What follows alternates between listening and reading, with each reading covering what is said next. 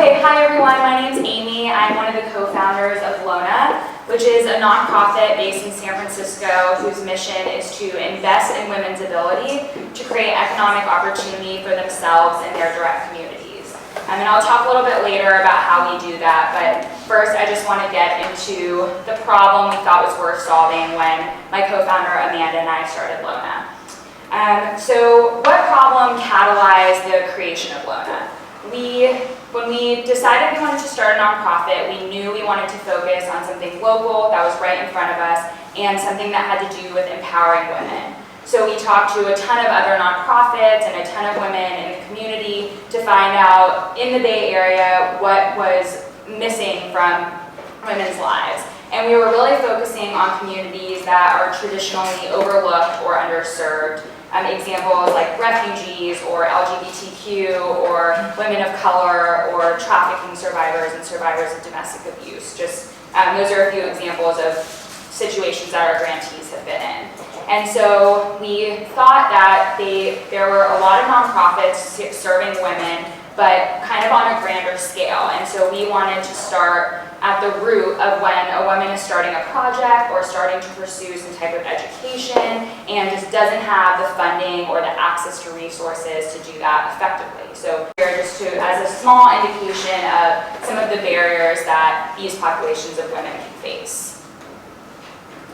I also wanted to highlight that the world is taking notice of the barriers that many women face towards gaining economic empowerment. In 2015, the UN named 17 sustainable development goals, and we looked over these, and for us, we felt that we were addressing these with the work we were doing. So everything from gender equality to promoting quality education to promoting sustainable communities is what we try to keep in mind with our work.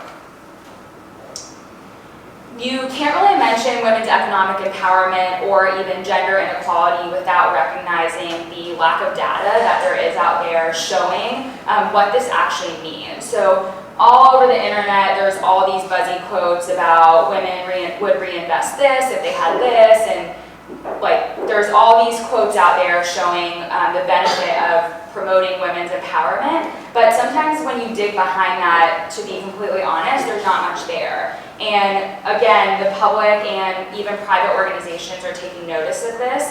Most notably, the Gates Foundation put $80 million towards just research to go towards what the barriers are for women's economic empowerment. And I think this quote is a good summary of that. We can't close the gender gap without having the data behind it.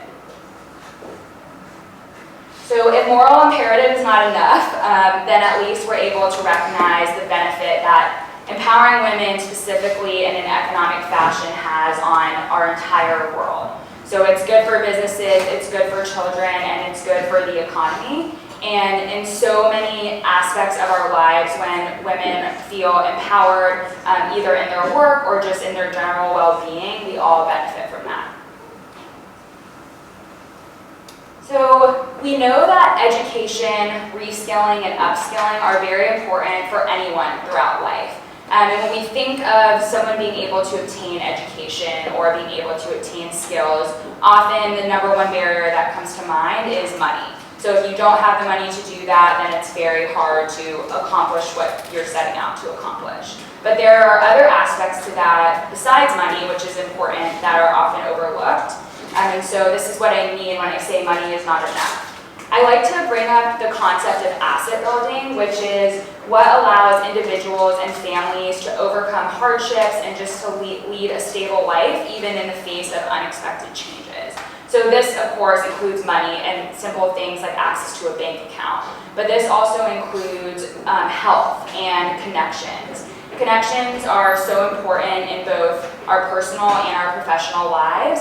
And I know at least I have definitely throughout my life taken for granted the fact that I could just, if I really needed access to someone, say even for my nonprofit, I needed to talk to a nonprofit lawyer. I may not know him personally, but I have a friend of a friend of a friend or someone that could connect me to that. And I've definitely taken that for granted, and now realizing that that is completely out of reach for a lot of people, and a huge way that we can help these communities. So I'll touch quickly on Lona's impact model. It's really simple. It's just 3 main tenets: funding, access to experts in the grantee's area of interest, and then also something that we call social capital. So the funding is pretty self-explanatory. Right now, our grants are $3,500, and that we're hoping to grow that someday. We started this in the summer of last year, so we're working towards it. And then assistance from experts. So for example, a couple of our grantees are food business owners. For them, that might look like someone who can help them streamline their processes, or an accountant that can help them with financial projections to grow their business, or even a lawyer to ask just simple questions regarding their business. And then social capital is the term we use to describe just a network of people that believe in them, that they can bounce ideas off of, that they can promote their business to. Something as simple as, hey, my business is hosting an event, can you put it on your social media? Things like that make a huge impact, make people feel supported, and ultimately bring communities together. I want to highlight that we just focus on individual women. So we're not investing in organizations or even businesses directly. We look at the woman as, we evaluate them, what kind of leader are they, what kind of path are they on to become a pillar in the community, and do we feel like they're going to have a great impact for themselves, but also for the people around them, and that's kind of what we keep at the center of our grantee making decision. To go into a little bit more detail on that, we always try to focus on whether the grantee herself has barriers to economic independence and success, and if she maybe doesn't fit that exactly, then the population that she's affecting should fit that pretty clearly in order for us to consider this woman. And then we highly prioritize women whose goal or whose education or business is going to affect other women positively as well in their community. And that's because we're just investing in one woman at a time. That's how we view our impact having a farther reaching effect.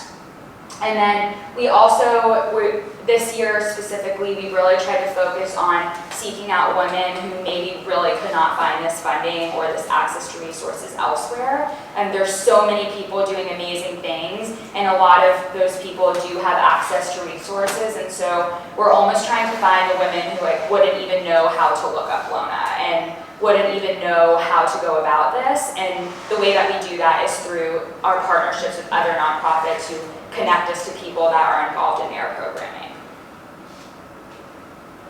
I wanted to take a little bit of time to introduce you to 2 of our grantees. The first is Fatima, and she was our first grantee. She is a refugee from Afghanistan. When we met her, she lived here for about 3 years.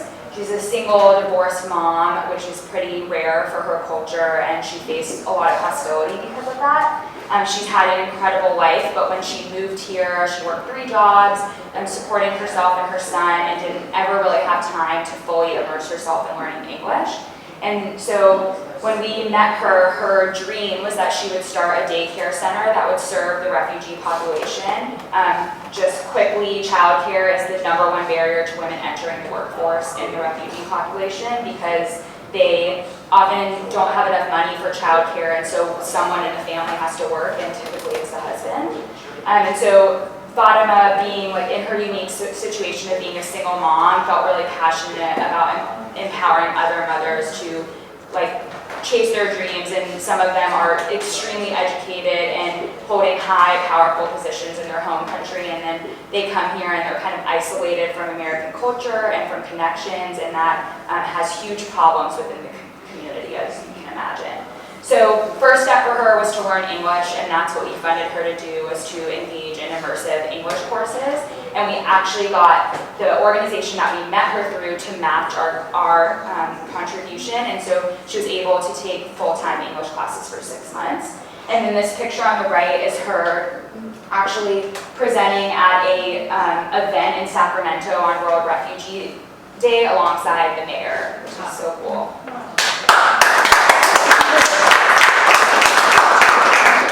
And then this is Renee. Renee is the owner of Mini Del Sol Movement, which is a food food business in the Emeryville Public Market. She owns a permanent kiosk there. And Fernay is born and raised in the Fillmore, lives a few blocks from her family home. And she grew up in the era when the Fillmore was full of Black-owned businesses and very vibrant with the jazz culture, and it was just a different city at the time. She has seen that change, and she's seen so many of these businesses be pushed out of the area, people being pushed out of the neighborhood, and so her goal in starting her business was to first and foremost serve as a source of representation for her community, and also like her big dream is that she'll own a spot on the Fillmore one day. So she was in this market and she didn't have a permanent spot, and then was given, asked to have a permanent spot because she was so popular, but she needed more equipment. She needed a convection oven in order to increase her catering side of her business, which is the most lucrative, and so we invested in her purchase for a catering oven, which she's more recent, but she predicted it would increase her sales by 25%. So that's pretty amazing. So thank you guys so much for listening. Quickly, I'll just, if you have any interest in engaging with Lona, on the left-hand side, we have our holiday party coming up on December 11th, and it will be very casual and just festive and fun.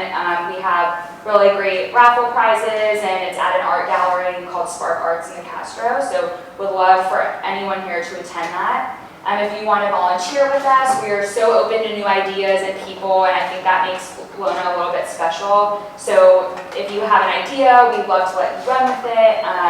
We're very new and willing to learn, so please reach out to me if you're interested in that. Next, we have the ability to host an event together. So we've done a couple events for employee resource groups like Women at Apple, Women at Yelp. We're doing one with NBC next year. So if that's ever an interest, your company would be interested in Lona, we'd love to talk. Invest in us, which is like my least favorite thing to talk about, so I'm going to just leave it at that, but of course nonprofits always need to raise money. And then lastly, if you are interested in being one of those people who might be an expert in your field or serving as social capital to one of our grantees, we would love to learn what you do, not only in your profession, but your interests. Like if you're a photographer on the side or do website development or whatever it is, we have such a range of grantees that might need your help. An example right now would be Fernay is actually looking for someone to help her with financial projections and accounting as she seeks to expand her business. So someone with experience in QuickBooks and financial planning and assistance. I had to look up what FPA was today. And yeah, so that's just an example of like one need that we have from a grantee. And then these are just the way to connect with us. My email is amy@lonaproject.org. Feel free to reach out anytime. I'd love to hear from you. That's it.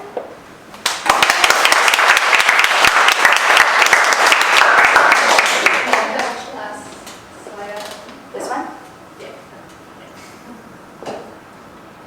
Any questions? You're amazing. So how do women find out about Lona? Yeah, that's a great question. So up until this point, we've met all of our grantees through other nonprofits, and we did that pretty purposefully to start. We knew that we had a lot to learn, and so we partnered with other nonprofits to learn from them, but also because it kind of serves as like another vetting, like they're saying, hey, we know this person would be a great candidate. So like we met Fernay through La Cocina, which is pretty well known here if anyone's heard of it, like an incubator for female and immigrant chefs. We met Fatima through the resettlement agency that resettled her in the US, so we've developed a good network and that's worked out for us so far. I don't, in the future, maybe we'll just take like cold applications, but right now it just helps to have someone recommended.